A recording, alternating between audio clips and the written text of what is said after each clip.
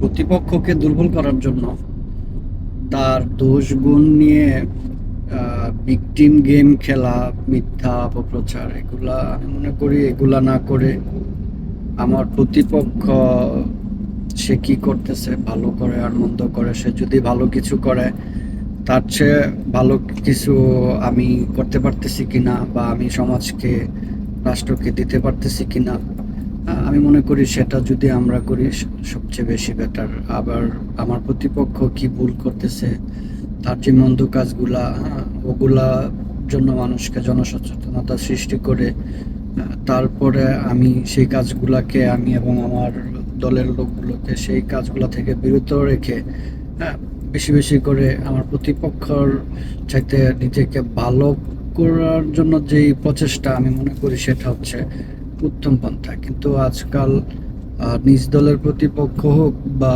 বিরোধী সংগঠনের হোক, বিরোধী দলের হোক, একটু আমাদের পুরনো কালচার থেকে আমরা ফিরতে পারতেছি না।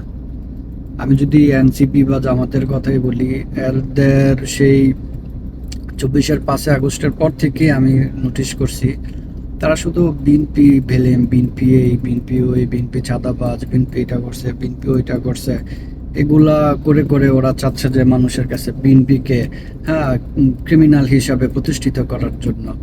আদতে দেখেন যখন নির্বাচন হয়ে গেল মানুষ কিন্তু বিএনপিকেই চুজ করছে, কারণ হাজারটা খারাপের ভিতরেও বিএনপি মানুষকে কিছু নতুনত্ব দেওয়ার চেষ্টা করছে এবং মানুষ সেগুলা প্রত্যক্ষ করছে, যার কারণে মানুষ বিএনপিকে বেছে নিয়েছে।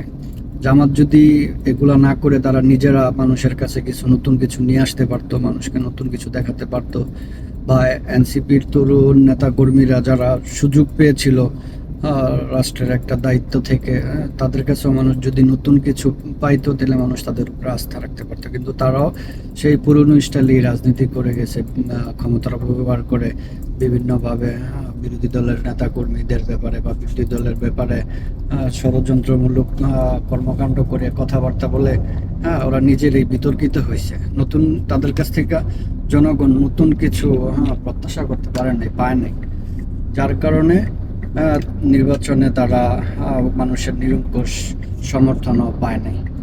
বিএনপি অনেক বড় দল, যার কারণে বিএনপিতে অনেক নেতাকর্মী আছে, অজস্র নেতাকর্মী আছে, এখানে ভালো হচ্ছে মন্দও আছে। তো সব মিলেয়া বিএনপির যেই মূল নেতৃত্ব, সেই নেতৃত্ব কিন্তু মানুষের নতুন কিছু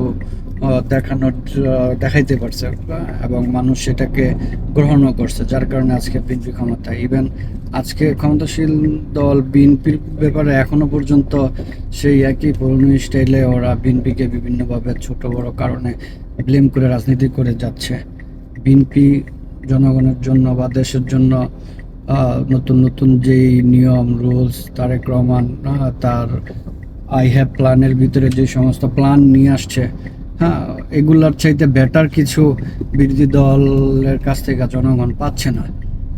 সাপোজ বিএনপি একটা কাজ হাতে নিয়েছে, এটা আমাদের বিএনপির কি ভুল আছে, বিএনপি কি মানে শর্টেজ আছে, এগুলো যদি জনগণের কাছে বিরোধী দল তুলে ধরতে পারতো, তাহলে মানুষ মনে করতো যে না, ওরা হয়তো বা বিএনপির চাইতে ভালো কিছু করতে পারবে, যেহেতু বিএনপির এই কাজটাকে তারা এরকমভাবে প্রেজেন্ট করতেছে। ওদেরটা যদি ভালো হয় মানুষ ভালোটা অবশ্যই গ্রহণ করবে।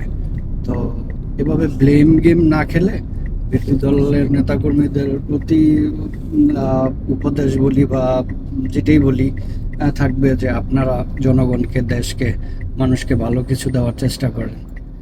বিএনপি এই, বিএনপি সেই, এগুলা করবেন ঠিক আছে, যেটা যৌক্তিক সেটা করেন, কিন্তু কিছু একটা ঘটলেই বিএনপিকে বলে দিবেন, তারেক রহমান জবাব চেয়ে বলে দিবেন, স্বরাষ্ট্রমন্ত্রী জবাব চেয়ে বলে দিবেন, অর্থাৎ সরাসরি বিএনপিকে দোষারোপ করবেন। এই নোংরা পলিটিক্স থেকে ফিরে আসেন। এই পলিটিক্স এখন আর দেশের মানুষ গ্রহণ করে না। মানুষ চায় বিএনপি কি দিচ্ছে আর আপনারা কি দিবেন। ভালো থাকবেন সবাই, আল্লাহ হাফেজ।